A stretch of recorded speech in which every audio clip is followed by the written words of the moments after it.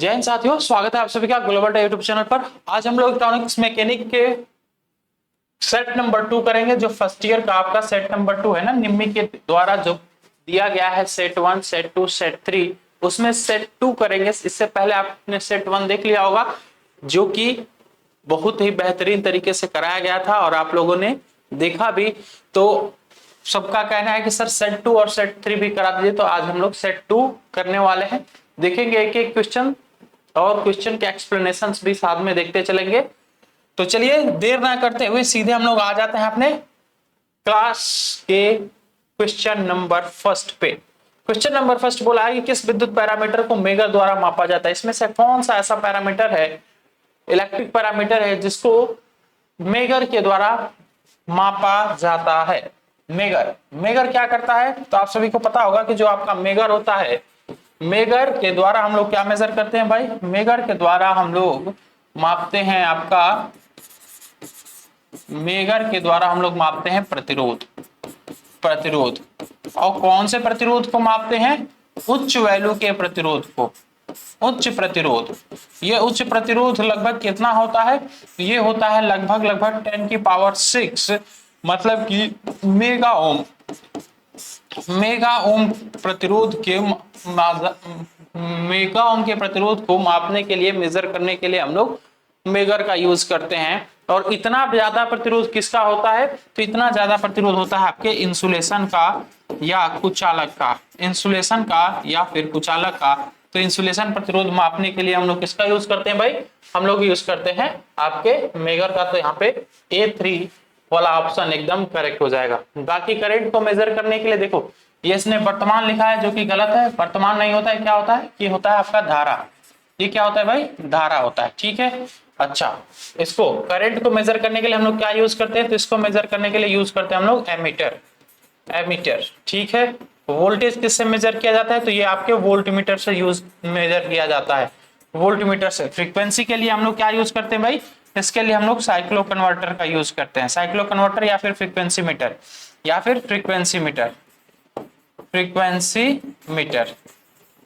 Cyclo converter का तो frequency को चेंज करने के लिए मेजर किया जाता है, और फ्रीक्वेंसी मापने के लिए फ्रीक्वेंसी मीटर का हम लोग यूज करते हैं। ठीक है, चलो इंसुलेटर कैसे कहलाते हैं? अरे देखो, ये क्या ही हिंदी लिख दिया भाई। How the insulators are called. Hindi English दोनों ही उसी तरीके से लिखा है। कुल मिला के ये पूछा है कि इंसुलेटर्स के अंदर क्या होता है, या कौन सा गुण होता है, या वो इंसुलेटर क्यों कहे जाते हैं। क्योंकि इंसुलेटर के अंदर क्या होता है? एक डाइलेक्ट्रिक स्ट्रेंथ होता है, परावैद्युत सामर्थ्य होता है। परावैद्युत सामर्थ्य। ये कौन सा सामर्थ्य है? ये वह सामर्थ्य है जो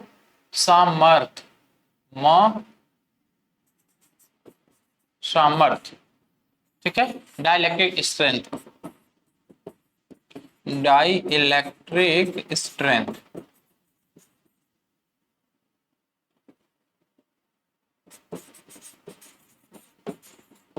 ठीक है, अच्छा। ये कौन सा सामर्थ्य होता है? जो कि किसी भी इंसुलेटिंग मटेरियल के प्रॉपर्टी को दिखाता है कि यह कितना धारा को विरोध कर सकता है बिना अपने गुण को खोए, बिना अपनी चालकता या चालकता नहीं, बिना अपने कुचालकता के प्रॉपर्टीज को खोए हुए। ठीक है, मतलब कि वह गुण, किसी इंसुलेटिंग मटेरियल या किसी कुचालक पदार्थ का वह गुण जिसके द्वारा वह विद्युत धारा का प्रतिरोध करता है या विद्युत धारा का विरोध करता रहता है लगातार, और वहां तक वो एकदम नॉर्मल स्थिति में बना रहता है, तो वही कहलाता है हमारा डाइलेक्ट्रिक स्ट्रेंथ। इसके बाद क्या होता है? इसके बाद आपका मतलब जब किसी भी इंसुलेटिंग मटेरियल का डाइलेक्ट्रिक स्ट्रेंथ खत्म हो जाता है या वहां तक विद्युत धारा का प्रभाव पहुंच जाता है, तो अब वो इंसुलेटिंग मटेरियल जो है खराब हो जाता है या जल जाता है। ठीक है, तो ये कहां से डिसाइड किया जाता है? ये डाइलेक्ट्रिक स्ट्रेंथ से डिसाइड किया जाता है। तो चलिए अगले क्वेश्चन पे आते हैं। वोल्टमीटर पर संख्याओं द्वारा चिन्हित प्रत्येक विभाजन का मूल्य क्या है? देखो यहाँ पे नंबरिंग जो किया गया है, ये 0, 2, 4, 5, 4, 6, 8, 10। तो आपको भी दिख रहा होगा कि ये जो यहां से और यहां तक के बीच का जो डिवीजन है कितने को रिप्रेजेंट कर रहा है, इसके बीच में 2 का गैप है। इसके बीच में कितने का गैप है, इसके बीच में भी 2 का गैप है। इसके बीच में कितने का गैप है, 2 का। इसके बीच में 2, इसके बीच में 2। ठीक है, तो यहाँ पे दिख रहा होगा आपको कि इन सभी पैमानों के बीच में 2-2 का गैप है। तो इसका मतलब क्या हो गया कि एक डिवीजन कहां से कहां तक कहा जाएगा, यहां से लेकर और यहां तक, ये आपका डिवीजन कहा जाएगा। तो ये एक डिवीजन कितने वोल्ट को रिप्रेजेंट कर रहा है, 2 वोल्ट को रिप्रेजेंट कर रहा है। ठीक है, तो यहाँ पे 2 वोल्ट वाला आंसर एकदम करेक्ट हो जाएगा, है ना। चलिए अगले क्वेश्चन पे आते हैं। घरेलू बिजली में आइडियल एसी वोल्टेज कितना होता है, तो घरेलू उपकरण के लिए जो हमारा आइडियल वोल्टेज होता है वो कितना रहता है, 240 वोल्ट। 240 वोल्ट, इसमें थोड़ा बहुत फ्लक्चुएशन हो सकता है, लेकिन 240 वोल्ट वाला आंसर एकदम करेक्ट हो जाएगा। ठीक है, 440 वोल्ट कितने के लिए है, ये आपका 3 फेज के लिए है। ये आपका 3 फेज सप्लाई के लिए, जब 3 फेज का रहेगा तब 440 वोल्ट घरेलू उपकरण के लिए रहेगा। ठीक है, अब यहाँ पे एसी और डीसी दोनों के लिए पूछा है कि एसी और डीसी को रिप्रेजेंट करने वाला इसमें से ग्राफ कौन सा है। तो आप सभी को पता होगा कि एसी को हमेशा हम लोग ऐसे साइनोसोडल ग्राफ के द्वारा प्रदर्शित करते हैं, इस तरीके से। ठीक है, और डीसी को कहीं पर रिप्रेजेंट करना होता है तो डीसी को हम लोग एक सीधी लाइन से दिखा देते हैं, क्योंकि जो हमारी डीसी है ये समय के साथ बदलती नहीं, ये एक सीधी लाइन में चलती है। जो हमारी एसी है ऐसे चलती है। तो एसी और डीसी दोनों एक साथ पूछा है, एसी और डीसी दोनों एक साथ पूछा है, तो देख लीजिएगा ऐसा कहीं पे ग्राफ होगा तो वो ये आपका डीसी को रिप्रेजेंट कर दिया और ये आपके एसी को रिप्रेजेंट कर दिया, है ना। ये डीसी को रिप्रेजेंट किया और ये एसी को रिप्रेजेंट कर दिया। तो यहाँ पे A3 वाला ऑप्शन सही होता हुआ दिख रहा होगा। चलो अगले क्वेश्चन पे आते हैं हम लोग। बैटरी सेल में प्रयुक्त धातु स्ट्रिप की जोड़ी का क्या नाम है। धातु स्ट्रिप की जोड़ी, जैसे ये मान लो कि आपकी एक बैटरी हो गई, ये आपकी एक बैटरी हो गई। ठीक है, तो इस बैटरी में आप लोगों ने देखा होगा कि एक टर्मिनल यहाँ पे रहता है और एक टर्मिनल आपका यहाँ पे रहता है। एक पे पॉजिटिव का सिंबल बना रहता है, एक पे निगेटिव का सिंबल बना रहता है। तो इनको क्या कहते हैं, जो पॉजिटिव वाला होता है इसको कहते हैं हम लोग एनोड, और जो निगेटिव वाला होता है इसको कहते हैं हम लोग कैथोड। और इन दोनों को संयुक्त रूप से क्या कहते हैं, इन दोनों को संयुक्त रूप से हम लोग कहते हैं इलेक्ट्रोड। ये क्या है, दोनों के दोनों बैटरी के इलेक्ट्रोड हैं। क्या है, इलेक्ट्रोड हैं। ये एनोड वाला इलेक्ट्रोड है और ये कैथोड वाला इलेक्ट्रोड है। ठीक है, या पॉजिटिव इलेक्ट्रोड और निगेटिव इलेक्ट्रोड ऐसे भी कह देते हैं। तो ये क्या बन जाता है यार, ये आपका इलेक्ट्रोड बन जाता है। ठीक है, चलिए लेड एसिड बैटरी में किस इलेक्ट्रोलाइट का उपयोग किया जाता है। लेड एसिड बैटरी यार जो घरेलू मतलब घरों में आपने देखा होगा, या आप कह लीजिए कि जो इन्वर्टर में बैटरी यूज की जाती है, या किसी 4 व्हीलर को स्टार्ट करने के लिए जो बैटरी यूज की जाती है, वो सभी बैटरी लेड एसिड बैटरी होती है। जिसमें पानी आप लोग डालते हो तो वो लेड एसिड बैटरी होती है। तो उसमें आप लोग क्या डालते हो, H2SO4 ही तो डालते हो। जो कहते हो कि पानी हम डाल रहे हैं भाई, वो आप पानी डालते हो, लेकिन वो अंदर क्या बनता है, वो आपका H2SO4 बनता है। ठीक है, तो वहां पे जो हमारी लेड एसिड बैटरी है उसमें इलेक्ट्रोलाइट के रूप में हम लोग H2SO4 सल्फ्यूरिक अम्ल का यूज करते हैं। इसी को हम लोग क्या कहते हैं, इसी के एक अन्य नाम है अम्लराज। इसे अम्लराज भी कहते हैं। तो कभी कभी ये भी पूछ देता है कि अम्लराज इलेक्ट्रोलाइट किस बैटरी में यूज किया जाता है, तो आपका इलेक्ट्रोलाइट में लेड एसिड बैटरी में यूज किया जाता है। ठीक है, बैटरी को कैसे वर्गीकृत किया जाता है। देखो भाई, जो बैटरी है ना ये 2 तरीके की होती है। बैटरी आपकी 2 तरीके की होती है, एक होती है आपकी प्राइमरी बैटरी, एक होती है आपकी प्राइमरी बैटरी, और एक होती है आपकी सेकेंडरी बैटरी। प्राइमरी बैटरी जो होती है ये ऐसी बैटरी होती है जिसे एक बार चार्ज करने के बाद, ठीक है, एक बार चार्ज करने के बाद, या ऐसा लिखो, लंबा चौड़ा हिंदी लिखने की कोई जरूरत नहीं, नॉट रिचार्जेबल, ऐसे लिखो, नॉट रिचार्जेबल,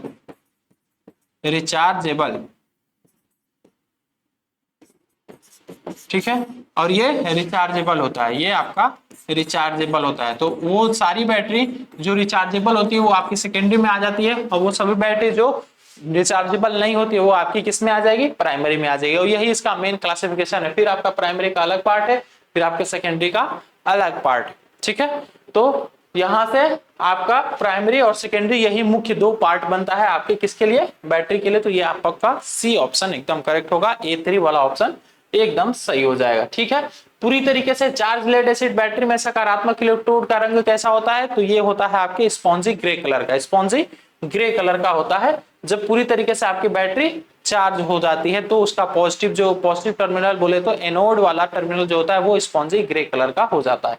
ठीक है। अच्छा, 2.3 वोल्ट प्रति सेल की वोल्टेज रेटिंग के साथ कार बैटरी चार्ज करने के लिए कौन सी विधि अपनाई जाती है? तो हम लोग यहाँ पे कार बैटरी मतलब जो भी आपकी बैटरीज होती हैं, कार की बैटरी हो या फिर इन्वर्टर की बैटरी हो, तो उन्हें चार्ज करने के लिए हम लोग हमेशा कांस्टेंट कंट्रोल वोल्टेज का यूज करते हैं। कौन से विधि का यूज करते हैं?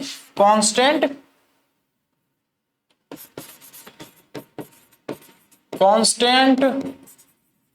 वोल्टेज चार्जिंग मेथड, ठीक है। कांस्टेंट वोल्टेज चार्जिंग मेथड का हम लोग हमेशा यूज करते हैं बैटरी को चार्ज करने के लिए। चल, what is the specific gravity of concentric sulphuric acid? Concentric sulphuric acid का पूछा है आपसे कि विशिष्ट गुरुत्व कितना होता है?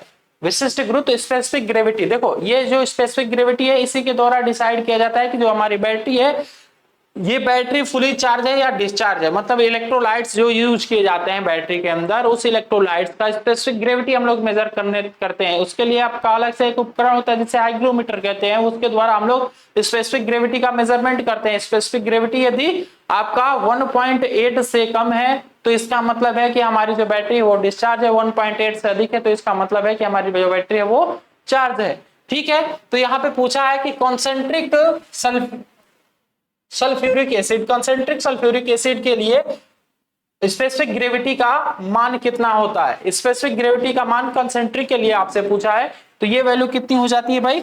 ये वैल्यू हो जाती है आपकी 1.835। ठीक है, चलिए अगले क्वेश्चन पे आते हैं हम लोग कि किस इलेक्ट्रोलाइट का उपयोग रख रखाव मुक्त लेड एसिड बैटरी में किया जाता है? लेड एसिड बैटरी में क्या बोला है यार? Which electrolyte is used in maintenance free lead acid battery? अच्छा, मेंटेनेंस फ्री होना चाहिए तो उसमें हम लोग क्या कर देते हैं? उसमें हम लोग इलेक्ट्रोलाइट्स मिला देते हैं। यदि इलेक्ट्रोलाइट्स मिला दिए रहेंगे तो आपकी जो बैटरी है वो अच्छी, मतलब कि जल्दी खराब नहीं होती है, उसका मेंटेनेंस होता रहता है। तो यहाँ पे ए एकदम करेक्ट आंसर हो जाएगा। ठीक है, चलो लेड एसिड बैटरी में एकल कोशिका, अरे सिंगल कोशिका, ठीक है, सिंगल सेल का वोल्टेज कितना होता है? तो देखो जो आपकी लेड एसिड बैटरी है इसका सिंगल सेल का वोल्टेज 2 वोल्ट से अधिक होता है। याद रखेंगे 2 वोल्ट से अधिक होता है। बाकी जो बैटरीज होती है ना, लगभग मैक्सिमम बैटरीज की सिंगल सेल का जो वोल्टेज होता है वो 1.5 वोल्ट होता है, 1.5 वोल्ट होता है। लेकिन लेड एसिड का ज्यादा होता है, 2.2 होता है। ठीक है, 2.2 वोल्ट होता है। तो यहाँ पे A3 वाला ऑप्शन एकदम करेक्ट हो जाएगा। ठीक है ना, चलिए अगले क्वेश्चन पे आ जाते हैं हम लोग। कार में यूज होने वाले बैटरी का रेटिंग बताना है आपको। जो बैटरी कार में यूज की जाती है उसकी जो रेटिंग होगी वो कितनी होती है? ठीक है, ऑटोमोबाइल्स में प्रयुक्त सीमा एसिड बैटरी की करंट रेटिंग कितनी होती है? वर्तमान रेटिंग नहीं भाई, करंट रेटिंग या धारा रेटिंग। धारा रेटिंग कितनी होती है? तो ये 100 एम्पियर से अधिक होना चाहिए, 100 एम्पियर से अधिक होना चाहिए। ठीक है, 100 एम्पियर से अधिक होना चाहिए उसकी धारा रेटिंग। तो यहाँ पे ये वाले 4 वाले ऑप्शन में, A4 वाले ऑप्शन में दिया हुआ है जो कि एकदम करेक्ट बन जाएगा। ठीक है, लोड करने के लिए वर्तमान में आपूर्ति करने वाले माध्यमिक सेल पर क्या प्रभाव पड़ता है? What is the effect on a secondary cell supplying current to the load? कोई एक आपकी सेकेंडरी सेल है जो कि लोड को क्या कर रही है? करंट सप्लाई कर रही है। तो उस समय क्या प्रभाव पड़ता है बैटरी पे?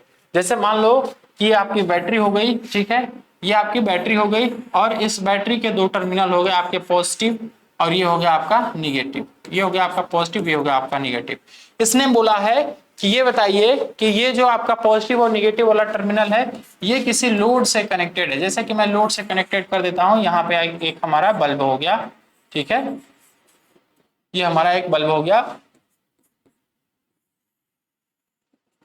हमने लोड से कनेक्ट कर दिया। तब बताओ यहाँ पे क्या हो रहा है? यहाँ पे क्या हो रहा है? अब हमारी बैटरी क्या हो रही है?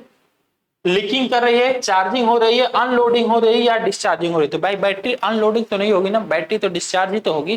बैटरी क्या होगी? डिस्चार्ज ही तो होगी। क्यों? क्योंकि इसमें आपने एक लोड जो कनेक्ट कर दिया, लोड यदि आपने कनेक्ट कर दिया तो यहाँ पे क्या होगा? यहाँ पे करंट का फ्लो ऐसे पॉजिटिव टू निगेटिव, मतलब करंट का फ्लो यहां से कुछ इस तरीके से करंट का फ्लो होने लगेगा। ठीक है, करंट का फ्लो होने लगा तो यहाँ पे जो हमारी बैटरी है, जो हमारी बैटरी चार्ज थी, धीरे धीरे धीरे धीरे क्या हो रही है, धीरे धीरे बैटरी डिस्चार्ज होना शुरू हो जाएगी, धीरे धीरे बैटरी हमारी डिस्चार्ज होना शुरू हो जाएगी। ठीक है, तो ये जो स्टेटमेंट लिखा है, इस स्टेटमेंट से क्लियर कट समझ में आ जाता है कि बैटरी जब हमारे लोड से कनेक्टेड हो जाती है तो उस समय बैटरी क्या होने लगती है, धीरे धीरे डिस्चार्ज होने लगती है। पीएमएमसी का फुल फॉर्म आपसे पूछा है, पीएमएमसी का फुल फॉर्म सभी लोगों को पता होगा, permanent magnet moving coil, permanent magnet moving coil. यहाँ पे नोट डाउन कर लीजिए पीएमएमसी, परमानेंट मैग्नेट मूविंग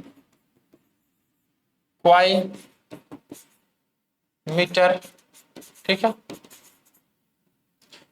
या केवल मीटर हटा दो, मूविंग कॉइल कर दो।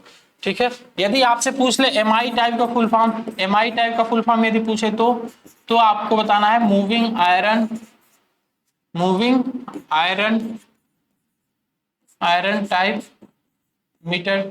ठीक है, हाँ चलो ठीक। तो यहाँ पे डी ऑप्शन में सही, डी ऑप्शन में इसका फुल फॉर्म सही दिया हुआ है। जो आपका परमानेंट मैग्नेट वाला जो परमानेंट मैग्नेट मूविंग कॉइल वाला जो मीटर होता है, इसकी जो स्केल होती है ना, स्केल इसकी लीनियर होती है, इसकी स्केल एकदम लीनियर होती है। ठीक है, और इसकी जो स्केल होती है ये नॉन लीनियर होती है, नॉन लीनियर होती है। ठीक है, चलिए तो यहाँ पे A4 करेक्ट हो गया। चलो अगले क्वेश्चन पे आ जाते हैं हम लोग। पीएमएमसी में मूविंग कॉइल असेंबलिंग के शाफ्ट का समर्थन करने वाला कौन सा असर है? अरे ये हिंदी कभी कभी इतना जबरदस्त लिख देता है, असर है, कौन सा असर है? Which bearing is supported the shaft of moving coil assembling in PMMC instrument? PMMC instrument में असेंबली को सपोर्ट करने के लिए कौन सा इंस्ट्रूमेंट लगाया गया रहता है? तो आपने पढ़ा होगा ज्वेल बियरिंग के बारे में। किसके बारे में? ज्वेल बियरिंग के बारे में। ठीक है, चलो लोहे के मीटर के आकर्षण प्रकार में पॉइंटर के विक्षेपण को कौन सी विशेषता सक्षम बनाती है? कौन सी विशेषता सक्षम बनाती है? किसमें बोला है ये? मूविंग आयरन टाइप में, मूविंग आयरन टाइप इंस्ट्रूमेंट में बोला है कि कौन सी ऐसी विशेषता है जो पॉइंटर के विक्षेपण को क्या बनाती है? पॉइंटर के विक्षेपण को सक्षम बनाती है। तो भाई देखिए, जो आपका एमआई टाइप का इंस्ट्रूमेंट है, इसमें मूवमेंट ऑफ इंडिकेटर या जो हमारा पॉइंटर है, पॉइंटर का मूवमेंट करंट के पे डिपेंड नहीं करता है। करंट किस डायरेक्शन में फ्लो कर रही है उस पे डिपेंड नहीं करता, उससे एकदम फ्री रहता है। ठीक है, और वही चीज इसको सक्षम बनाती है कि किधर की तरफ ये मूव करेगा। ठीक है, तो deflection is independent of current direction. विक्षेपण वर्तमान करंट धारा से, धारा दिशा से, ये धारा है भाई, वर्तमान हर जगह ये वर्तमान ये लिखा है, तो विक्षेपण दिशा से स्वतंत्र होती है। ठीक है, चलो कौन सा पैरामीटर एक मल्टीमीटर द्वारा मापा जाता है? मल्टीमीटर के द्वारा क्या क्या हम लोग मेजर करते हैं? तो याद रखेंगे यहाँ पे कि जो हमारा मल्टीमीटर होता है, मल्टीमीटर, इसके द्वारा हम लोग वोल्टेज को मेजर कर लेते हैं। किसको मेजर कर लेते हैं? वोल्टेज को। इसके द्वारा हम लोग करंट भी मेजर कर लेते हैं। इसके द्वारा हम लोग रेजिस्टेंस भी मेजर कर लेते हैं, रेजिस्टेंस भी मेजर कर लेते हैं। इन तीन चीजों को मेजर किया जा सकता है मल्टीमीटर की सहायता से, मल्टीमीटर की सहायता से। तो इन तीनों में कौन सा दिया हुआ है? यहाँ पे वोल्टेज दिया हुआ है, जो कि एकदम करेक्ट बन जाएगा, वोल्टेज। ठीक है, बाकी सभी को पता होगा कि एनर्जी को मेजर करने के लिए हमारा एनर्जी मीटर लगा रहता है, फ्रीक्वेंसी को मेजर करने के लिए हमारा फ्रीक्वेंसी मीटर लगा रहता है, टाइम ड्यूरेशन के लिए तो छोड़ दो। अब देखो, जो भी क्लासेस देखा होगा इससे पहले वाली क्लास जो हमने करा रखा है पहले, तो वहां पे एक क्वेश्चन आया था, यही सेम क्वेश्चन आया था, और हमने बोला था कि देखो ये क्वेश्चन में आपका क्या है? त्रुटि है। अरे जो पीडीएफ में क्वेश्चन दिया हुआ था, हमने पीडीएफ से जब क्वेश्चन कराया था वहां पे आपको बताया था मैं कि ये क्वेश्चन में कहीं ना कहीं त्रुटि है। यहाँ पे एक वैल्यू देनी चाहिए क्वेश्चन में, आरएम की वैल्यू देनी चाहिए। और एक चीज हमने वहीं पे और बोला था कि एक बार आप लोग थोड़ा देख लीजिएगा कि इससे पहले कोई यूट्यूब पे कराया है इस क्वेश्चन को या नहीं कराया है। सब लोगों ने केवल आंसर टिक कर करके आगे बढ़ा दिया था इस क्वेश्चन को, तो वहां पे हमने इसको काफी अच्छे तरीके से कराया था। देखो यहाँ पे इस क्वेश्चन में मेंशन कर दिया है कि आरएम की वैल्यू कितनी है, 27 है, क्योंकि यदि आरएम की वैल्यू नहीं देगा तो हम लोग रेजिस्टेंस की वैल्यू निकाल ही नहीं पाएंगे। हमारा जो शंट प्रतिरोध निकालना है इस क्वेश्चन में वो निकाल ही नहीं पाएंगे, ठीक है। क्योंकि जो शंट प्रतिरोध का फॉर्मूला होता है वो क्या होता है, मैं एक बार बता देता हूं आपको। जो आपका आरएसएस का फॉर्मूला होता है ना, आरएसएस का फॉर्मूला होता है RM upon M minus one. तो हमें एम तो पता चल जाएगा, अभी हम लोग एम निकाल लेंगे, कैसे निकलेगा, ठीक है। लेकिन आरएम क्वेश्चन में गिवन नहीं था, और जो कि हमने आपको कराया था वहां पे कि भाई आरएम इक्वल टू 27 होगा, ठीक है। चल अब देखते हैं हम लोग कि इस क्वेश्चन को कैसे करेंगे। सबसे पहले इस टाइप के क्वेश्चन को करने के लिए हम लोग निकालते हैं एम की वैल्यू। एम को क्या कहते हैं, मल्टीप्लाइंग फैक्टर कहते हैं। क्या कहते हैं भाई, एम को मल्टीप्लाइंग फैक्टर कहते हैं। एम को हम लोग कहते हैं मल्टीप्लाइंग फैक्टर। तो देखो यहाँ पे एम इक्वल टू हो जाता है कि कितना मीटर के लिए इसे बनाना है, और पहले कितना मीटर का है, पहले कितना रेंज की करंट को या वोल्टेज को ये मेजर कर रहा है, और अब हमें कितना का बनाना है। इन दोनों का रेशियो जब निकालते हैं तो ये बन जाता है हमारा एम। तो यहाँ पे देखिए, इसे सीमा का विस्तार करने के लिए 10 मिलीमीटर का हम लोग बनाना चाहते हैं। कितने का भाई, 10 मिलीमीटर का बनाना चाहते हैं। और नॉर्मली में ये कैसे है, ये है आपको 1 मिलीमीटर, ये है आपके 1 मिलीमीटर के 1 मिलीमीटर का है। तो यहाँ पे 10 बटा में 1 करेंगे तो यहाँ से m इक्वल टू कितना हो जाएगा, m इक्वल टू आपका हो जाएगा 10, ठीक है। m इक्वल टू कितना आ गया आपका 10। अब क्वेश्चन में आपको गिवन है क्या, rm इक्वल टू कितना दिया हुआ है, 27 दिया हुआ है। rm इक्वल टू 27 दिया हुआ, तो अब यहाँ से rss आपका निकल जाएगा। rss इक्वल टू देख लो, ये 27 डिवाइड बाई ये m की वैल्यू रखो, m की वैल्यू 10 माइनस 1 करो, 10 माइनस 1 कर दिए तो कितना हो जाएगा, ये 27 डिवाइड बाई 9 हो जाएगा, और 9 से ये कैंसिल आउट हो जाएगा। कितना बच जाएगा, ये आपका हो जाएगा 3 ओम, 3 ओम, जो कि ऑप्शन सी में दिया हुआ है, ऑप्शन A3 में दिया हुआ है, ऑप्शन A3 में दिया हुआ है ना। तो ऐसे क्वेश्चन को करेंगे हम लोग, और एक एक क्वेश्चन को समझते भी चलेंगे, जो भी आपका एक्सप्लेनेशन होगा उसको भी साथ में करते चलेंगे। इसलिए मैं बोलता हूं हमेशा आपसे कि भाई एक तरफ से पढ़ाई करना शुरू करो, कंटिन्यूअस, मतलब चैप्टर को छोड़ छोड़ के पढ़ेंगे आप तो चीजें समझ में नहीं आएंगे, ठीक है ना। चलिए, बाकी आप लोग कमेंट में बहुत कुछ ऐसे बातचीत करते रहते हैं तो वो करते रहिए, लेकिन थोड़ा जब पढ़ाई लिखाई की बात हो तो इसको भी साथ में नोट करते चलिए। चलो अगले क्वेश्चन पे आते हैं। What is the advantage of using multimeter. Multimeter का एडवांटेज क्या होता है, डिजिटल मल्टीमीटर का एडवांटेज क्या होता है कि यह जो है एक्यूरेसी देता है, या एक्यूरेसी देता है कि इसका एडवांटेज बन जाता है। चलो अगले क्वेश्चन पे आ जाते हैं हम लोग।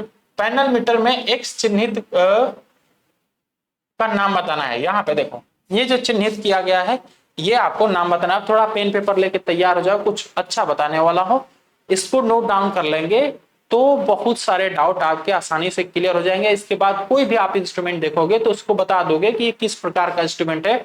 आपका PMMC टाइप का इंस्ट्रूमेंट है, MI टाइप का इंस्ट्रूमेंट है, या आपका MC टाइप का इंस्ट्रूमेंट है। ये सारे चीज आप पहचान लोगे। फिर कितना वोल्टेज मेजर करने वाला इंस्ट्रूमेंट है, ये कैसे रखा जाता है, वर्टिकली रखा जाता है, हॉरिजॉन्टल रखा जाता है, ये सारी चीजें आप केवल इंस्ट्रूमेंट को देख के पहचान लोगे। तो अभी थोड़ा सा आपसे एक रिक्वेस्ट है कि अभी पेन पेपर उठा लो और लिखना शुरू करो जो जो चीजें मैं बताने जा रहा हूं, ठीक है। देखो ये जो एक छोटा सा सिंबल दिया हुआ है, चलो मैं एक एक करके समझाता हूं आपको। यहां से देखो, यदि कहीं पे सिंबल ऐसे यू दिया हुआ है, यू बना के और ऐसे उल्टा यू बना के और ऐसे बीच में एक आई दे दिया है, तो इसका मतलब क्या है कि ये है आपका चल कुंडली मापी, मतलब कि मूविंग कॉइल, ठीक है। अच्छा, यदि इसने ऐसा सिंबल बना दिया है, ऐसा सिंबल बना के और ये एक रेजिस्टेंस की तरह बनाया है, तो इसका मतलब है कि ये है आपका मूविंग आयरन टाइप का, मूविंग आयरन टाइप का इंस्ट्रूमेंट, ठीक है। और यदि इसने ऐसे क्रॉस बनाया है, क्रॉस बना के बीच में दो लाइन ऐसे ड्रॉ कर दिया है, तो इसका मतलब क्या है? इसका मतलब है कि ये वैद्युत गतिज गुणक मापी है, इलेक्ट्रिक डायनेमिक फैक्टर थी, ठीक है। इलेक्ट्रोडायनेमिक टाइप का इंस्ट्रूमेंट है, इलेक्ट्रोडायनेमिक टाइप का इंस्ट्रूमेंट है। और यदि इसने ऐसे केवल इसी को क्लोज कर दिया, केवल इसी को ऐसे क्लोज कर दिया है, तो ये भी आपका क्लोज इलेक्ट्रोडायनेमिक टाइप का इंस्ट्रूमेंट है, ठीक है। और यहाँ पे देखेंगे इसने एक ऐसा यू बनाया और यू के ऊपर एक ऊपर लाइन खींच दिया और नीचे एक डायोड बना दिया। ऐसे देखो एक डायोड बनाया हुआ है, ये एक डायोड बना दिया। तो इसका मतलब क्या हुआ कि ये है तो हमारा मूविंग कॉइल टाइप का इंस्ट्रूमेंट है, लेकिन अब इसमें क्या लगा दिया गया है? रेक्टिफायर लगा दिया है। तो रेक्टिफायर के साथ मूविंग कॉइल इंस्ट्रूमेंट, रेक्टिफायर के साथ मूविंग कॉइल इंस्ट्रूमेंट, ठीक है। और केवल यदि ऐसा डायोड लगा हुआ है, तो केवल डायोड लगा हुआ है, तो ये आपका क्या है? एक रेक्टिफायर सहित कोई इंस्ट्रूमेंट है, ठीक है। और यदि ऐसे एक रेजिस्टेंस लगा दिया है, तो ये आपका रेजिस्टेंस का ही तो सिंबल है, इसका मतलब है ये विलगित श्रेणी और शंट प्रतिरोध कोई इसमें जुड़ा हुआ है। और ऐसे एक वार्निंग साइन सिंबल बनाया हुआ है, एक वार्निंग सिंबल बना के इसमें एक्सक्लेमेशन मार्क दिया हुआ है। तो इसका मतलब क्या है?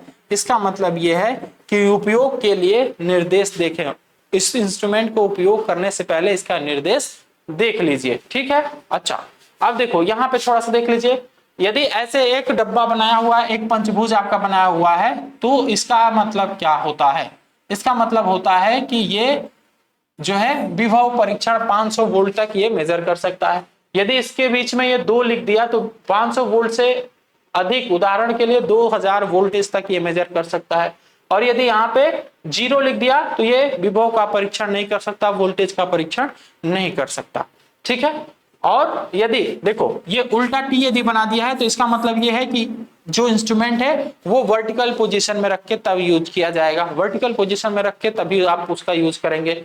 और यदि ऐसे बना दिया, तब ऐसे बना दिया, तो इसका मतलब है कि ये हॉरिजॉन्टल पोजीशन में इसको रख के यूज करेंगे, ठीक है। ऐसे 60 बना दिया तो इसका मतलब कि 60 कुछ एंगल पे, उसे 60 के एंगल पे झुकाव पे तब उसका यूज करेंगे, ठीक है।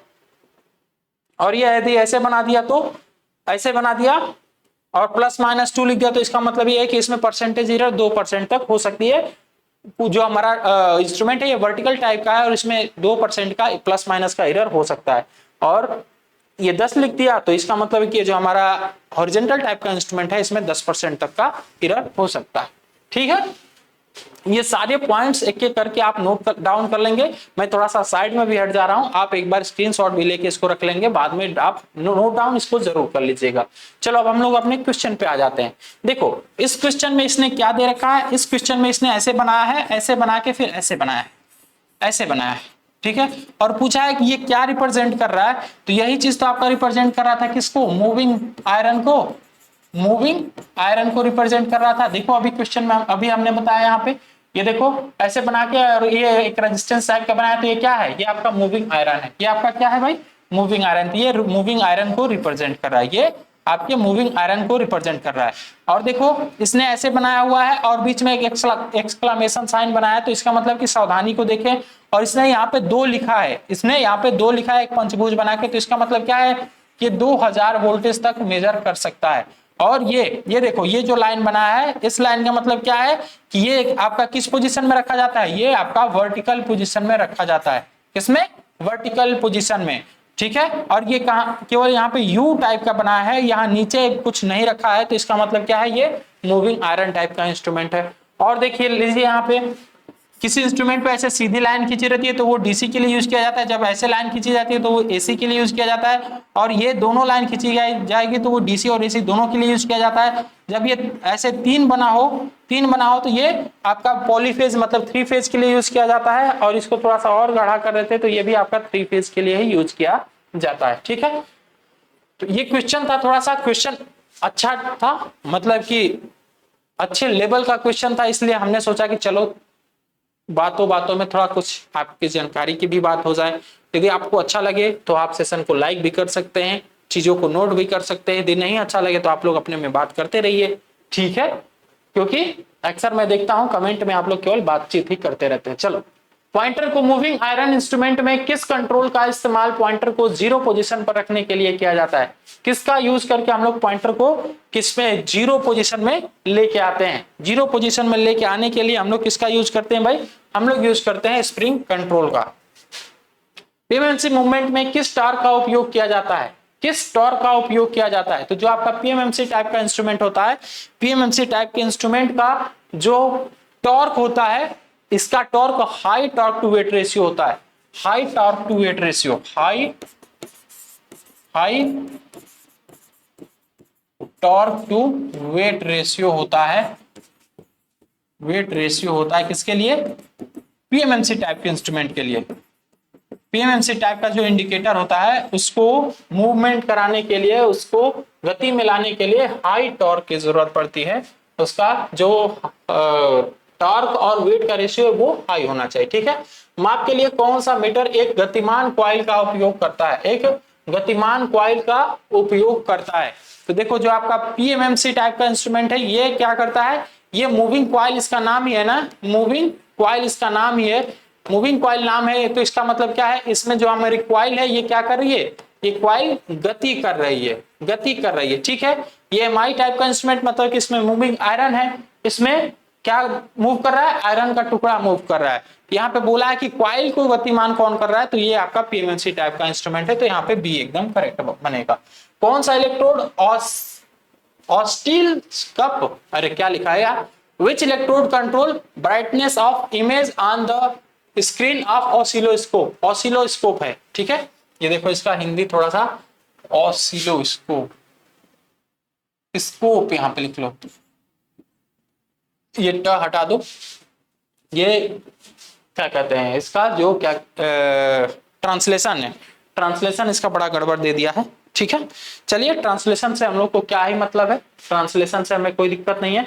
पूछा यही कि which electrode control brightness of image, image का ब्राइटनेस कंट्रोल करने के लिए या इमेज के ब्राइटनेस को कौन कंट्रोल करता है ऑसिलोस्कोप में? तो वो कंट्रोल होता है कहां से? कंट्रोल ग्रिड से, कंट्रोल ग्रिड से। ठीक है, चलिए प्रतिरोध धारिता और अधिष्ठापन को मापने के लिए किस प्रकार के उपकरण का उपयोग किया जाता है? Which instrument used to measure resistance, capacitance and inductance? Capacitance, inductance and resistance तीनों को मेजर करने के लिए इसमें से कौन सा यूज किया जाता है? एलसीआर या वेन ब्रिज या केल्विन डबल ब्रिज या व्हीटस्टोन ब्रिज? तो जो आपका केल्विन डबल ब्रिज है ये तो केवल और केवल रेजिस्टेंस को मेजर करने के लिए यूज किया जाता है। ठीक है, जो आपका केल्विन डबल ब्रिज है ये लो रेजिस्टेंस को मेजर करने के लिए यूज किया जाता है, लो रेजिस्टेंस को मेजर करने के लिए यूज किया जाता है। ठीक है, जो आपका विंस ब्रिज है, विंस ब्रिज आपका किसका कैपेसिटर को मेजर करने के लिए यूज किया जाता है। ठीक है, जो आपका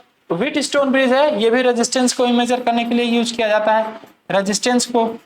तो बचा क्या? बचा आपका एलसीआर ब्रिज। एलसीआर ब्रिज के द्वारा हम लोग रेजिस्टेंस का मेजर कर लेते हैं, धारिता का कर लेते हैं और इंडक्टेंस का भी कर लेते हैं। तीनों का यूज हम, तीनों का मेजरमेंट हम लोग एलसीआर ब्रिज के द्वारा कर लेते हैं। अंतरराष्ट्रीय दूरसंचार प्रणाली में यूएचएफ के लिए किस बैंड का उपयोग किया जाता है? किस बैंड का उपयोग यहाँ पे किया जाता है यूएचएफ के लिए? तो ये आपका किया जाता है बैंड 9 का। किसका भाई? बैंड 9 का। चलिए अगले क्वेश्चन पे आ जाते हैं। ये क्वेश्चन आपके इलेक्ट्रॉनिक्स वाले पार्ट से है। ठीक है, तो इसको बस टिक करके आगे बढ़ते चलेंगे। यहाँ पे क्या बोला है? अंतरराष्ट्रीय दूरसंचार, अंतरराष्ट्रीय दूरसंचार ITU द्वारा आवंटित आवृत्ति स्पेक्ट्रम में रडार के लिए आवृत्ति के किस बैंड का उपयोग किया जाता है? रडार के लिए किस आवृत्ति बैंड का यूज किया जाता है? तो रडार के लिए हम लोग ITU बैंड 10 का यूज करते हैं। रडार के लिए हम लोग ITU बैंड 10 का यूज करते हैं। ठीक है, स्मिथ ट्रिगर सर्किट में किस प्रकार की तरंग उत्पन्न होती है? किस प्रकार की तरंग उत्पन्न होती है स्मिथ टाइप के सर्किट में, ट्रिगर सर्किट में किस प्रकार का होगा भाई? तो यहाँ पे यूज किया जाता है स्मिथ ट्रिगर होता है। स्मिथ ट्रिगर में हम लोग पल्सेस के फॉर्म में देते हैं सप्लाई, तो यहाँ पे स्क्वायर वेव एकदम करेक्ट आंसर बन जाएगा। ठीक है, चलती कॉइल मतलब पीएमएमसी मीटर के काम में किस पैरामीटर का उपयोग किया जाता है? पीएमएमसी टाइप में कंट्रोल स्प्रिंग कंट्रोल क्या बोला है? Which parameter is used in the working of moving coil? Stray magnetic field use किया जाता है, एडी करंट डैम्पिंग यूज किया जाता है, परमानेंट मैग्नेट फील्ड यूज किया जाता है और स्प्रिंग कंट्रोल यूज किया जाता है। तो इसमें से जो आपका एडी करंट डैम्पिंग है ये तो यूज किया जाता है, इसमें कोई दिक्कत नहीं है, ठीक है। लेकिन यहां पे देखो पीएमएमसी का नाम ही क्या है, पीएमएमसी का जो नाम है इसके नाम में ये लिख रहा है क्या, इसके नाम में ये आपको दिख रहा होगा permanent magnet, permanent magnet moving coil. तो इसका मतलब क्या है कि इसमें हम लोग कौन सा मैग्नेटिक फील्ड यूज करते हैं, परमानेंट मैग्नेटिक फील्ड यूज करते हैं, परमानेंट मैग्नेटिक फील्ड इसमें यूज करते हैं। हम लोग डैम्पिंग के रूप में एडी करंट का भी यूज करते हैं, लेकिन एडी करंट की जगह पे हम लोग ग्रेविटी कंट्रोल मेथड भी यूज कर लेते हैं इसमें, क्योंकि ये थोड़ा सा मोर एक्यूरेट नहीं होता है, तो इसलिए हम लोग एडी करंट की जगह पे ग्रेविटी कंट्रोल का भी यूज कर लेते हैं, तो वो ज्यादा सुटेबल नहीं है। यहाँ पे परमानेंट मैग्नेटिक फील्ड एकदम करेक्ट आंसर बनेगा इसके लिए। अगला क्वेश्चन देख लेते हैं हम लोग। अगला क्वेश्चन बोला है आपसे कि जो आपका वोल्ट मीटर की सीमा का विस्तार करने के लिए किस प्रकार के वोल्ट मीटर की सीमा को बढ़ाना है, वोल्ट मीटर की रेंज को बढ़ाना है। तो वोल्ट मीटर की रेंज को बढ़ाने के लिए हम लोग क्या करते हैं, एक पॉइंट नोट कर लेंगे यहाँ पे कि वोल्ट मीटर की रेंज बढ़ाने के लिए उच्च वैल्यू का प्रतिरोध, उच्च मान का प्रतिरोध वोल्ट मीटर के श्रेणी में जोड़ दिया जाता है, वोल्ट मीटर के श्रेणी में जोड़ दिया जाता है, ठीक है। अब यदि वोल्ट मीटर की बात कर लें तो एमीटर की भी बात कर ही लेते हैं। तो इसके लिए लिख लीजिएगा कि इसका मान बढ़ाने के लिए, इसका रेंज बढ़ाने के लिए हम लोग लो वैल्यू रेजिस्टेंस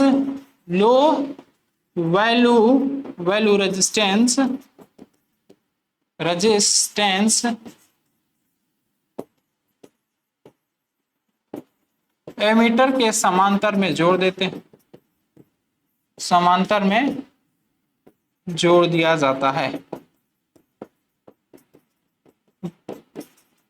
ठीक है। तो ध्यान रखेंगे एमीटर में हम लोग पैरेलल में कनेक्ट करते हैं लो वैल्यू के रेजिस्टेंस को, वोल्ट मीटर में हम लोग हाई वैल्यू के रेजिस्टेंस को कनेक्ट करते हैं, लेकिन सीरीज में कनेक्ट करते हैं। कहां, कैसे कनेक्ट करते हैं, सीरीज में। कहां पे, वोल्ट मीटर में, और एमीटर में पैरेलल में कनेक्ट करते हैं। वोल्ट मीटर में जो रेजिस्टेंस की वैल्यू होती है वो लो होती है कि हाई होती है, तो वो हाई होती है सर।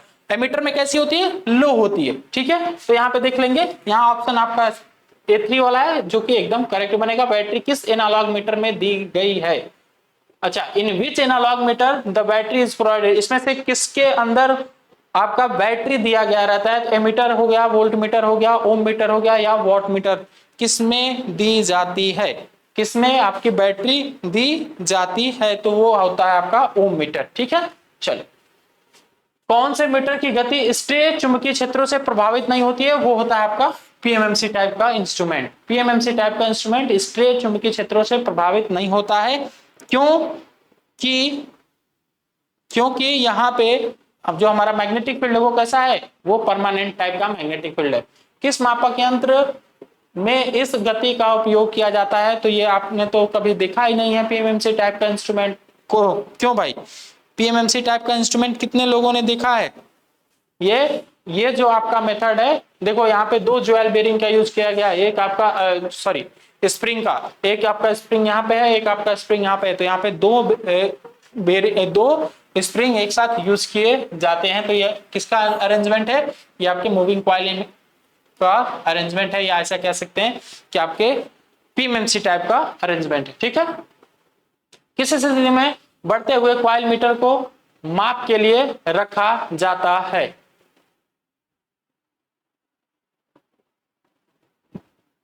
क्या बोला है, in which position the moving coil meter kept for measurement. अच्छा, मूविंग कॉइल मीटर को किस पोजीशन में रखा जाता है मेजरमेंट के लिए, किस पोजीशन में रखा जाता है मेजरमेंट के लिए। तो यहाँ पे ध्यान देंगे थोड़ा सा कि देखो ये तो पोजीशन आपको पहले ही बता दिया है ऐसे, ये टी दे दिया ना, टी दे दिया तो इसका मतलब क्या हो गया, इसका मतलब हो गया कि ये क्या है, ये है आपका वर्टिकल टाइप इंस्ट्रूमेंट। ठीक है, ये है आपका वर्टिकल टाइप इंस्ट्रूमेंट। और देखो ये इसने ऐसे बना दिया और बीच में एक डंडी खींच दिया, तो इसका मतलब क्या है, इसका मतलब ये है कि हमारा मूविंग कॉइल टाइप का इंस्ट्रूमेंट हो गया, ये मूविंग कॉइल टाइप का इंस्ट्रूमेंट हो गया। और ये जो एक सीधी लाइन खींच दिया, इसका मतलब क्या है, ये एसी को मेजर करेगा कि डीसी को, तो डीसी को मेजर करेगा, डीसी को मापेगा। ठीक है, तो ये छोटी छोटी बातें अब आपको समझ में आ रही होंगी यदि आपने वहां पे स्क्रीनशॉट ले लिया होगा तो। ठीक है, तो यहाँ पे वर्टिकल पोजीशन एकदम करेक्ट बनेगा। अगले क्वेश्चन पे आ जाते हैं, CTR का फुल फॉर्म क्या होगा, कैथोड रे ट्यूब। सीआरटी एक छोटा सा पार्ट है आपके किसका, सीआरओ का, सीआरओ का एक छोटा सा पार्ट है। सीआरटी का फुल फॉर्म क्या बन जाता है, cathode ray tube, cathode ray tube. ठीक है, जो आपका सीआरटी है, सीआरटी पे ही मेन पिक्चर बनती है आपके सीआरओ का, सीआरटी पे ही आपका वर्टिकल और हॉरिजॉन्टल दोनों रेज जाके टकराती है और यहीं पे आपका फास्फर ब्रांच का एक पूरा मतलब कोटिंग किया गया रहता है इसके सरफेस पे, और फिल्म यही सीआरटी पे ही बनती है। डीएसओ का फुल फॉर्म बोला है तो डीएसओ का full form digital storage oscilloscope हो जाता है। डिजिटल स्टोरेज ऑसिलोस्कोप कहीं पे दिया हुआ है, दिया हुआ है कहीं पे, digital storage oscilloscope D option में दिया हुआ है, A4 में दिया हुआ है, जो कि एकदम करेक्ट आंसर बनेगा। ठीक है, चलो अगले क्वेश्चन पे आ जाते हैं हम लोग। वस्तु में निहित पदार्थ की मात्रा को क्या कहा जाता है, वस्तु में निहित पदार्थ की मात्रा को ही तो द्रव्यमान कहते हैं, यही तो होता है यार द्रव्यमान। वस्तु में निहित पदार्थ की मात्रा को क्या कहते हैं, द्रव्यमान कहते हैं। अरे सही है कि नहीं सही है, रुक जाओ रुक जाओ। द्रव्यमान बराबर क्या होता है, द्रव्यमान बराबर होता है घनत्व बटा आयतन, घनत्व बटा में आयतन, आयतन। ठीक है, तो यहां से आयतन इक्वल टू क्या हो जाएगा, घनत्व बटा में द्रव्यमान।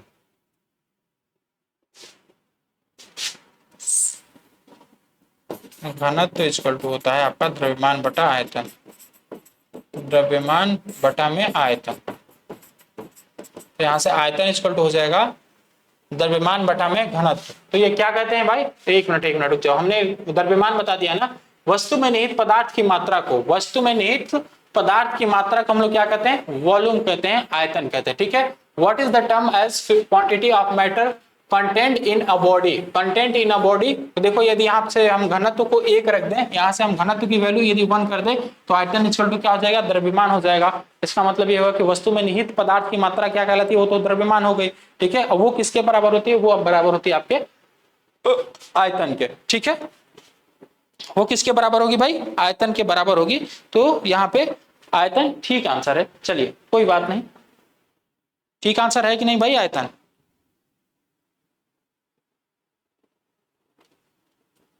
चलो अगले क्वेश्चन पे आ जाते हैं। इनमें से किस धातु में प्रमुख सामग्री के रूप में लोहा होता है, प्रमुख सामग्री के रूप में इसमें से कौन सी ऐसी धातु है जिसमें लोहा होता है। तो भाई ब्रॉस मेटल, ब्रॉस मेटल में तो हमारा लोहा में नहीं होता है, ये फेरस मेटल में मुख्य धातु क्या होता है, लोहा होता है। वस्तु में निहित पदार्थ की मात्रा को क्या कहा जाता है, वस्तु में निहित पदार्थ की मात्रा को क्या कहा जाता है, what is term as quantity of matter content in body. एक ही क्वेश्चन यहाँ पे 2 बार हो गया क्या, है ना, एक ही क्वेश्चन यहाँ पे 2 बार हो गया भाई।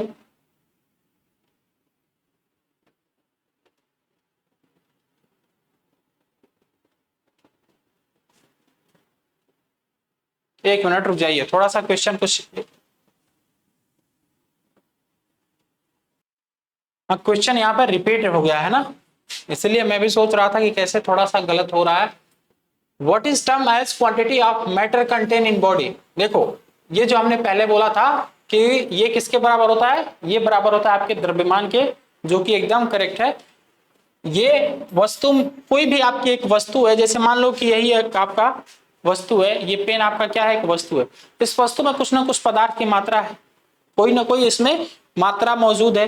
तो ये कितनी मात्रा मौजूद है इस किसी पदार्थ का, या प्लास्टिक इसमें यूज किया गया है या फाइबर यूज किया गया है, तो उस फाइबर का कितना मात्रा है, यही तो दर्शाता है कि इसका द्रव्यमान है। वही चीज तो इसके वजन को डिसाइड करता है, इसके द्रव्यमान को डिसाइड करता है। तो किसी भी वस्तु में निहित पदार्थ की मात्रा को हम लोग क्या कहते हैं, द्रव्यमान कहते हैं। किसी भी वस्तु में निहित पदार्थ की मात्रा को क्या कहते हैं, द्रव्यमान कहते हैं। तो हम लोग को थोड़ा सा यहाँ पे भी आके अपना आंसर करेक्ट करना पड़ेगा, ये आपका मास एकदम करेक्ट होगा। ठीक है भाई, देखो मैं सबसे पहले जो आंसर बताया था वो सही बताया था, आयतन नहीं होगा, आयतन गलत है। इस बात को थोड़ा सा नोट कर लेंगे। यहाँ पे जो आपका ये क्वेश्चन है, क्वेश्चन नंबर आपका 39 जो है, ये सेट में कुछ दूसरा होगा, यहाँ पे कुछ दूसरा आ गया है, क्वेश्चन रिपीट हो गए, यहाँ पे दोनों क्वेश्चन रिपीट हो गए। ठीक है, तो यहाँ पे सी ऑप्शन एकदम करेक्ट है, यहाँ पे भी द्रव्यमान सही है और यहाँ पे भी द्रव्यमान एकदम करेक्ट है। ठीक है ना, थोड़ा सा इसको करेक्ट कर लीजिएगा। चलिए आगे की तरफ बढ़ते हैं। अगला क्वेश्चन बोला है किसी पदार्थ के द्रव्यमान प्रति इकाई आयतन को क्या कहते हैं, द्रव्यमान प्रति इकाई आयतन को क्या कहते हैं। अब देखो, अभी हमने फॉर्मूला लिखा, घनत्व इक्वल टू क्या होता है भाई, घनत्व इक्वल टू होता है द्रव्यमान बटा में आयतन, द्रव्यमान बटा में आयतन। ये आप लोगों ने फॉर्मूला पढ़ा होगा। इसने क्या बोला है, किसी पदार्थ में पदार्थ के द्रव्यमान प्रति इकाई आयतन को, मतलब कि आयतन इक्वल टू इसने क्या कर दिया, आयतन इक्वल टू इसने कर दिया 1। ठीक है, इसने आयतन इक्वल टू 1 कर दिया है। What is called mass per unit volume of a substance. ठीक है, इसने द्रव्यमान को ऐसे लिखा और आयतन को कर दिया 1। तो अब ये जो आपका द्रव्यमान है, ये द्रव्यमान किसके बराबर हो रहा है, अब ये जो आपका द्रव्यमान है ये किसके बराबर हो रहा है, ये बराबर हो रहा है आपके घनत्व के।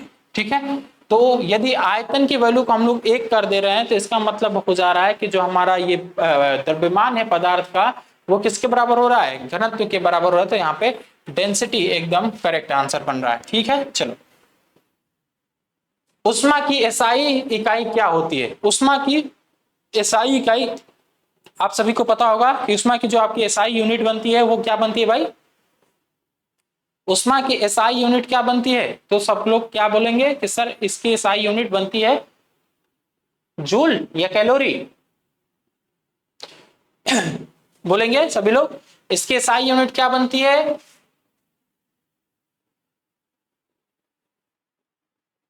तो एसआई यूनिट ऑफ हीट हो चाहे आपका एनर्जी हो, दोनों का तो जूल ही बनता है ना, चाहे आपका हीट हो चाहे एनर्जी हो।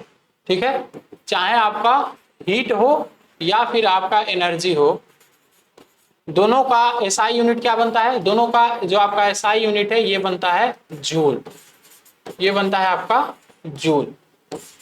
ठीक है, तो यहाँ पे जूल एकदम करेक्ट आंसर बन रहा है, A2 is the right answer. अगले क्वेश्चन पे आ जाते हैं। पानी की विशिष्ट ऊष्मा, पानी की विशिष्ट ऊष्मा 1 होती है, तो सबको पता होगा कि पानी की विशिष्ट ऊष्मा 1 होती है सर। चलो अगले क्वेश्चन पे आ जाते हैं। सामग्री के पारंपरिक प्रतीक को पहचाने, ये जो आपके सामने एक पारंपरिक प्रतीक दे दिया हुआ है, इसको पहचानना है ये किसका है। तो देखो भाई, जो इस तरीके से दिया हुआ है ना, मतलब कि एक इसने डब्बा बना दिया ऐसे, और डब्बा बना के 45 डिग्री के एंगल पे एक एक लाइन ऐसे खींच दिया, एक एक लाइन ऐसे ड्रॉ कर दिया। तो ये किसको रिप्रेजेंट करता है, ये रिप्रेजेंट करता है आपके स्टील को, ये रिप्रेजेंट करता है स्टील को। ठीक है, और ऐसे ही सेम इसने डब्बा बनाया और पेयर में इसने लाइन को ड्रॉ किया, लाइन को इसने कैसे ड्रॉ किया, इसने पेयर में ड्रॉ किया।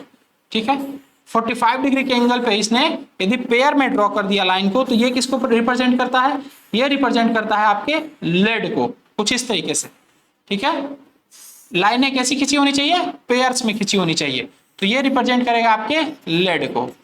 ठीक है, अच्छा और एक बात यहाँ पे समझ लीजिए, यदि इतना आपने समझ ही लिया है तो यदि 45 के एंगल पे ऐसे ड्रॉ किया गया हो और एक हॉरिजेंटल लाइन ऐसे ड्रॉ कर दिया जाए सीधे, एक हॉरिजेंटल लाइन ऐसे सीधे ड्रॉ कर दिया जाए, तो ये किसको रिप्रेजेंट करने लगता है, ये रिप्रेजेंट करने लगता है आपके पेपर को। किसको भाई, पेपर को, पेपर। ठीक है, तो ये सारी जो आपकी पारंपरिक चिन्ह है, इन सारे पारंपरिक चिन्ह को याद रखेंगे। यहाँ पे देखो इसने सिंगल लाइन ड्रॉ किया है 45 डिग्री एंगल पे, तो इसका मतलब क्या हो जाएगा, ये रिप्रेजेंट कर रहा है किसको, स्टील को। ठीक है, चलो अगले क्वेश्चन पे आ जाते हैं। ये किसको रिप्रेजेंट कर रहा है, ये होता है आपका ग्लास, ये होता है आपका क्या भाई, ग्लास। देखो यहाँ पे ग्लास दिया हुआ है, और ये रिप्रेजेंट किसको कर रहा है, ये रिप्रेजेंट कर रहा है आपके सॉलिड को या ठोस, ठोस मटेरियल को ये रिप्रेजेंट कर रहा है। स्टील को अभी हमने बताया कि सिंगल लाइन मतलब एक डायग्राम ड्रॉ करेंगे, उसमें 45 डिग्री के एंगल पे ड्रॉ करते जाएंगे तो स्टील हो जाएगा। कांच का हमने बताया दिया, ये आपका सॉलिड हो जाएगा। अब देखो यहाँ पे पूछा है आपसे क्वेश्चन में कि जो आपका A4 साइज का पेपर होता है उसमें कितना उसका आयाम होता है, उसका आयाम कितना होता है। तो देखो एक बात याद रखेंगे यहाँ पे कि जितना हम लोग साइज बढ़ाते जाते हैं, जैसे A4 बढ़ाते जाएं, A4 करें, A5 करें, A6 करें, A7 करें, तो उसका जो कौन सा एंगल भाई, उसका जो ट्रिम साइज है, ट्रिम्ड साइज वो कम होता जाता है, वो धीरे धीरे कम होता जाता है। और जितना ही हम लोग ये साइज छोटी करते हैं, मतलब A3, A2, A1, A0 की तरफ जाएं, तो ये साइज जो है ट्रिम साइज बढ़ती जाती है। तो देख लीजिएगा यहाँ पे A0 के लिए कितना है, ये 1188 गुणे 841 है। A1 के लिए 841 गुणे 594, A2 के लिए 420 गुणे 594, ठीक है। A3 के लिए 420 गुणे 297। देखो आपको दिख रहा होगा कि ये वाली जो वैल्यू है ना, ये वाली वैल्यू यहाँ पे चली आ रही है, सब में यहाँ पे चली आ रही है, ठीक है। अरे यार यहाँ पे क्यों नहीं आई, ये 594 यहाँ आना चाहिए ना, जो भी है। चलो ये A4 के लिए बोला है ना, तो A4 के लिए देखो 210 गुणे 297 कहीं पे है, यस 210 गुणे 297 सी ऑप्शन में दिया हुआ है, जो कि एकदम करेक्ट बन जाएगा। ठीक है, चलिए अगले क्वेश्चन पे आते हैं। IS मानक के अनुसार कौन सा ड्राइंग आयाम सही है। अच्छा देखो अब इसमें थोड़ा सा ध्यान आप लोग पहचान करके बताना मुझे, हो सकता है ये नंबरिंग आपको नहीं दिख रहा होगा, मैं नंबरिंग लिख दे रहा हूं, आप लोग पहचान करके बताना कि सर इसमें से कौन सा आयाम सही है। ये 50 है, ये भी 60 है, और ये आपका 50 है, ये भी आपका 50 है, ये भी आपका 60 है, ये आपका 50 है, ठीक है। ये आपका 85 है, ये भी आपका 60 है, और ये आपका 50 है। तो आप कहेंगे सर हर जगह इसने वैल्यू तो सेम ही दे रखी है, तो फिर गलती कहाँ पे है। कोई भी ऑप्शन तो इसमें गलत नहीं दिख रहा है, इसमें सारे के सारे सही दिख रहे हैं। तो भाई देखिए हमेशा इन सभी डिस्टेंस को दर्शाने के लिए हम लोग ऐसे एरो ड्रॉ करते हैं, ऐसे एरो ड्रॉ करते हैं, और ये जो एरो है ना, यही एरो डिसाइड करती है कि आपने जो रिप्रेजेंटेशन किया है वो रिप्रेजेंटेशन सही है या नहीं, वो रिप्रेजेंटेशन सही है या नहीं है, ये एरो डिसाइड करती है। ठीक है, अब ध्यान से देखना, ध्यान से देखना इस क्वेश्चन में।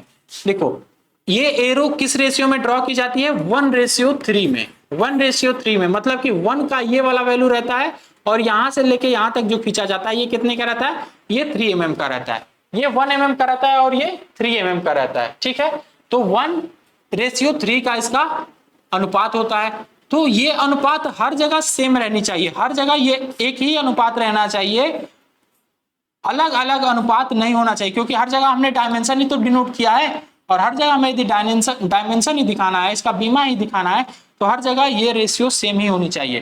तो देखो यहाँ इस वाले ऑप्शन में तो हर जगह सेम है, तो ये आपका सही आंसर बन जाएगा। अब आते हैं इसमें, देखो इसमें ये वैल्यू थोड़ी सी ज्यादा दे दिया है, ये वाला वैल्यू ये सही है, ये सही है, लेकिन ये वाली वैल्यू थोड़ा सा ज्यादा कर दिया है। इस क्वेश्चन में आ जाओ तो आपको ये भी गाढ़ा थोड़ा सा दिख रहा होगा, इसको चेंज कर दिया और इसको चेंज कर दिया है। ठीक है, रहना इसके फॉर्मेट में चाहिए। अब यहाँ पे चले आओ तो यहाँ पे भी आपको दिख रहा होगा कि ये वाला जो फॉर्मेट है, ये फॉर्मेट गलत किया है इसने। ठीक है, तो कहीं ना कहीं कुछ ना कुछ मिस्टेक इसमें इन तीनों ऑप्शन में है, और ये जो फॉर्मेट है ना, यही फॉर्मेट हर जगह सही है, तो इसका मतलब कि ये ऑप्शन हमारा एकदम करेक्ट आंसर बन जाएगा। अब ये देखो आपको दे दिया एक प्रिज्म, पूछा है कि ये कौन सा प्रिज्म है। देखो प्रिज्म बनाने का सबसे आसान तरीका क्या होता है, जैसे हमने एक यहाँ पे ले लिया क्या, आयत, ये हमारा क्या हो गया, मान लो कि ये हमारा हो गया आयत। तब आयत का यदि प्रिज्म हमें बनाना होगा तो कैसे बनाएंगे, तो आयत का प्रिज्म हम लोग ऐसे बना देते हैं, आयत का प्रिज्म हम लोग कैसे बना देते हैं भाई, ऐसे बना देते हैं। देखो कैसे बनाते हैं, हमने ऐसे दो प्रिज्म ले लिया, अरे रुको रुको रुको,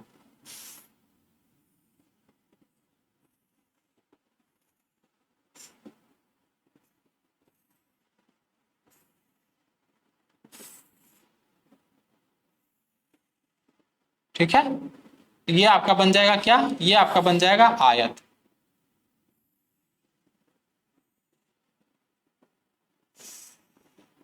ये आपका क्या बन गया, आयत प्रिज्म बन गया। ठीक है, ये आपको दिख रहा होगा कि ये जो चारों भुजा बनी है, ये चारों भुजा एक समान है, चारों भुजा एक समान है, तो इसका मतलब क्या है, ये आपका स्क्वायर प्रिज्म है। ये क्या है, आपका स्क्वायर प्रिज्म है, प्रिज्म। ठीक है, और यदि यहाँ पे इसने ट्रायंगल बना दिया, जैसे कि मान लो यहाँ पे इस तरीके से कुछ ट्रायंगल ये बना दे इस तरीके से, और इसका ऐसे लाइन ड्रॉ कर दे, ठीक है, ऐसे ये लाइन ड्रॉ कर दे, तो ये क्या बनेगा, ये आपका बन जाएगा, फिर ये आपका बन जाएगा त्रिभुज प्रिज्म। ये आपका क्या बन जाएगा, त्रिभुज प्रिज्म या ट्रायंगल प्रिज्म।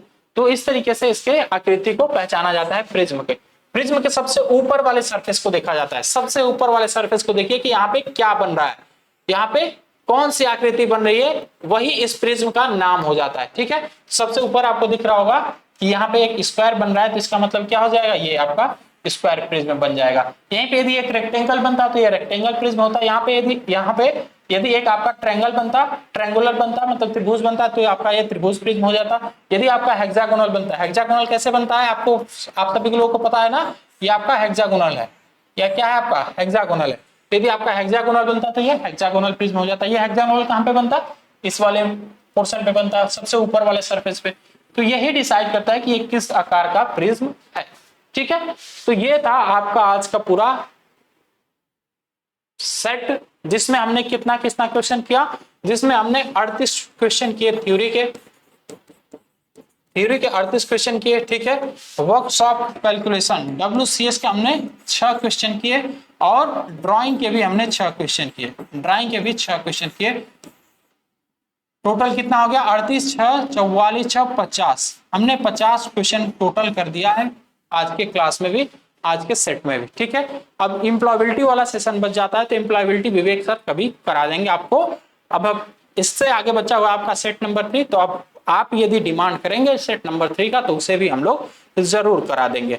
ठीक है ना भाई, चलिए तो आज के लिए बस इतना रखते हैं। अपनी तैयारी करते रहिए, पेपर के डेट अब नजदीक आ गए हैं, तो अपनी तैयारी बेहतरीन कर लीजिए, क्योंकि लड़ाई में जाने से पहले अपने अभ्यास मजबूत रखने चाहिए। ठीक है भाई, चलिए।